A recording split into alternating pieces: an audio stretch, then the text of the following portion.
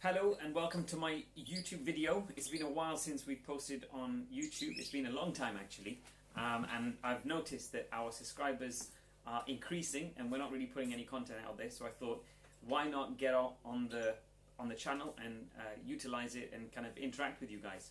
So I've made intentions in the past to do a podcast. I was thinking of doing some vlogging, and you know, we're quite active with our Instagram account, so if you haven't seen that, please do check it out. You can see the link below for that.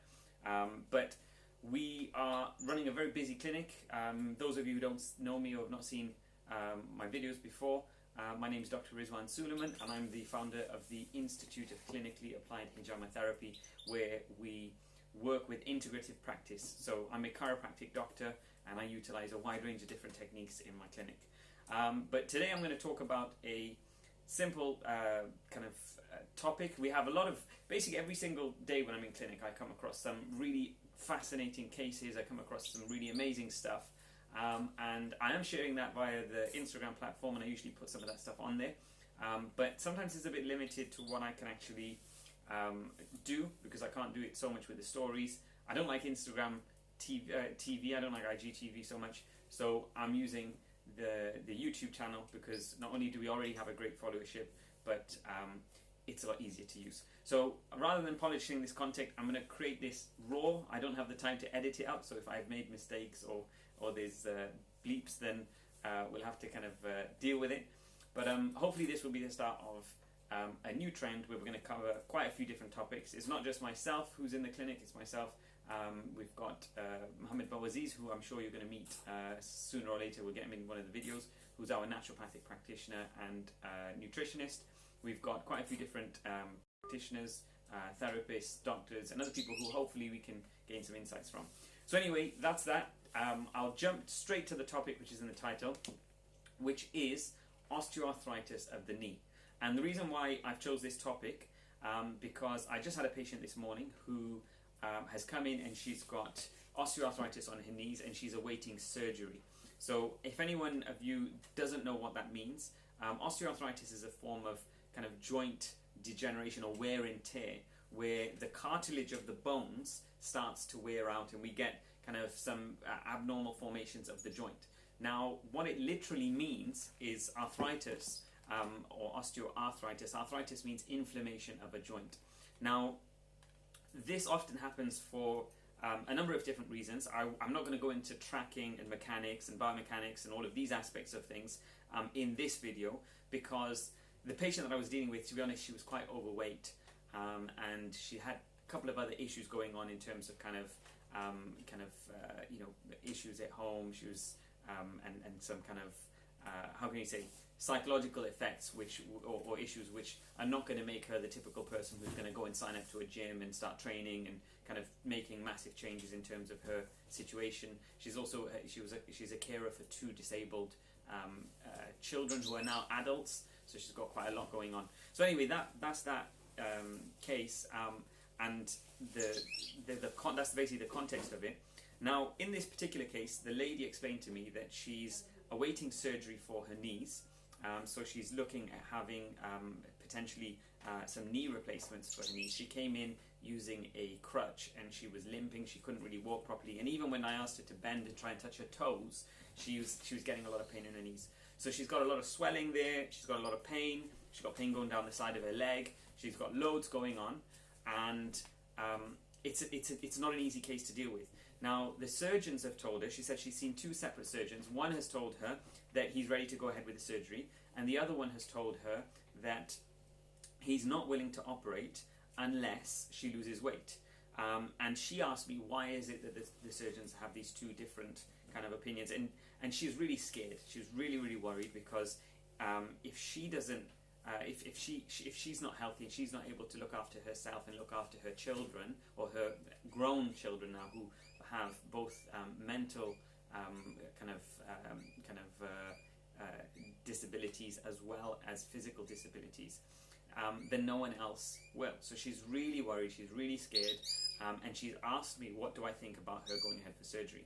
Now, before I talk about the different options of treatment that we can offer and that we are going to offer her, I just want to talk about this context a little bit. And another reason, funny enough, in the break, my car is due for an MOT, which is a general checkup, right?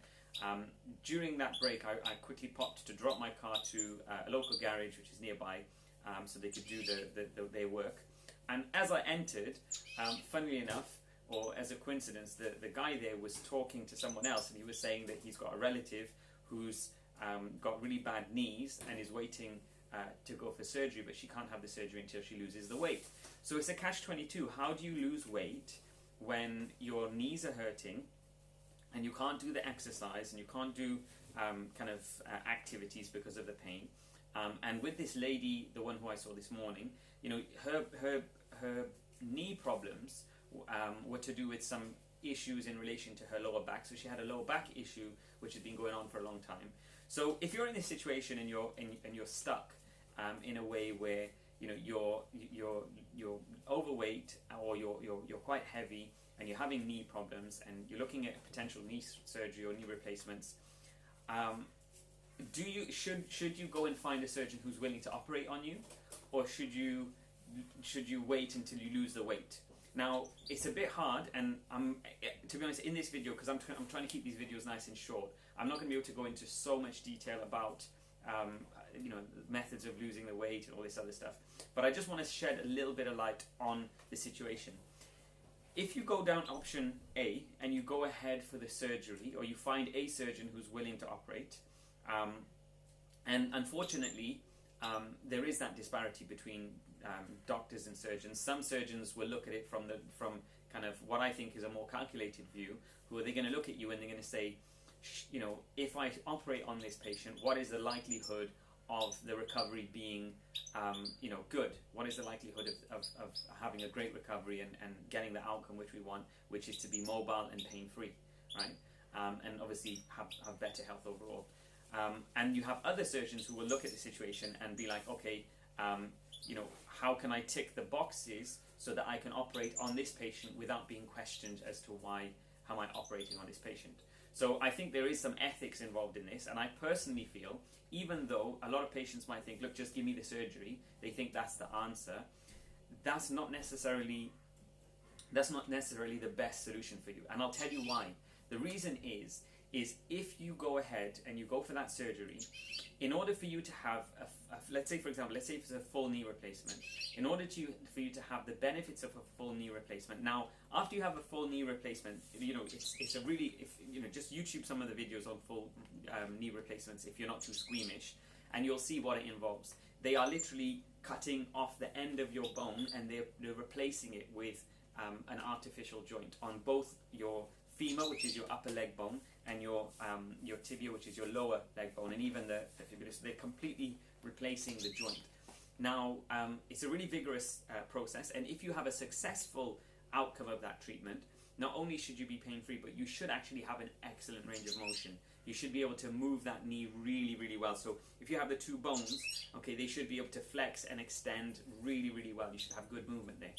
Now, if you go ahead and have surgery, and you're overweight and you're not able to kind of rehab yourself very well, and quite often when obesity and when your weight is too high, it's difficult to do that. It's difficult to rehab. Now, if you don't rehab the knee, and this is across the board, if you don't rehab the knee, whether you're overweight or not, okay, the chances are the outcomes of your surgery are not going to be great.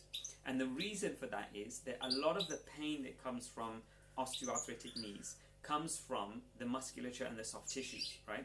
And the reason I'm saying this is, I know, you know, you get told that, you know, it's bone rubbing bone and that's why it hurts and this is what you're feeling. But in reality, the bones themselves, they don't actually have a lot of nerve endings in comparison to the soft tissues and the muscles.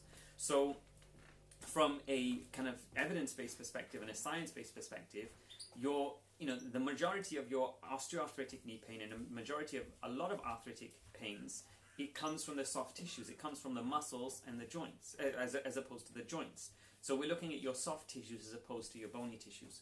So the point here that I'm making is don't just jump into the surgery, right? There's a reason why doctors are saying that you should go down the route of losing weight first and getting yourself active and mobile. Now, like I said, I can't go into the details because I've got someone waiting for me, and I'm going to have someone waiting for me shortly, so I'm going to have to go. But I do want to do regular videos to kind of discuss these aspects and see what your thoughts are. So if you are waiting for surgery, or if you're contemplating knee surgery, and you want to look at conservative management of it, which means you want to look at non-surgical ways of addressing your knee pain and your knee arthritis, then comment below, and I'm gonna respond in these videos based on the comments from you guys. So I want to be your kind of virtual doctor in a sense. Okay, I'm ready to answer your questions. I'm going to try and answer as promptly as possible, and I'm going to do it via video form in the majority of them. So I want to hear what you've got to say.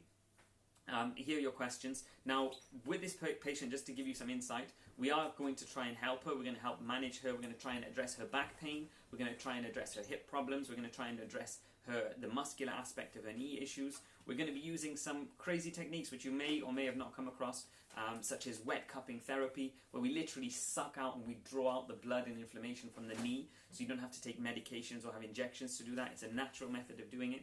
We're going to be working on lengthening the muscles and rebalancing the tightnesses around the knee. And we're going to look at rehabbing her and making sure that we can correct some of the tracking imbalances, all at the same time as being managed by a nutritionist who's going to help with the weight loss and what we call movement therapy sessions, which are sessions in which we do a form of personal training and a form of rehab at the same time. Okay, so it's like a cross between the two. So this holistic method that we use, and in our centres, which are centres of integrative medicine, we often combine and we merge a range of different techniques together to get the best outcomes for our patients, whether that be using cupping therapy, whether it be using chiropractic techniques, physiotherapy techniques, osteopathic techniques, acupuncture, massage, you name it, we'll use it. If it helps our patients and it helps people save themselves from long-term medication use, which is going to damage their gut lining, which is going to give them long-term problems in the long haul, or whether that be saving people from going for surgeries or having to rely on having corticosteroid injections in the knee every so often, which, if you don't already know, degenerates and makes the integrity of the joint weaker. So if you are having repeated steroid injections in any joint, whether it's the knee, the shoulder, wherever it is, studies show that it reduces the integrity of the soft tissues and the tendons, so you're more likely to have ligament injuries, joint injuries as a result of having repeated corticosteroid injections than if you weren't to have them. But anyway, I'm going to wrap up there. I hope you enjoyed this video. Please do comment below. I really want to hear from you. Subscribe as well, and don't forget to click like. If you think someone else will benefit from this video, then share the love, share the message, and see if you can maybe enlighten someone and hopefully save someone from having to go down the route of surgery and going down that route when they could potentially be saved from doing that and use more conservative measures. Anyway, I hope you've enjoyed listening. I hope you've benefited, and we look forward to speaking to you again soon. Please comment. I'm looking forward to hearing from you. All the best. See you later.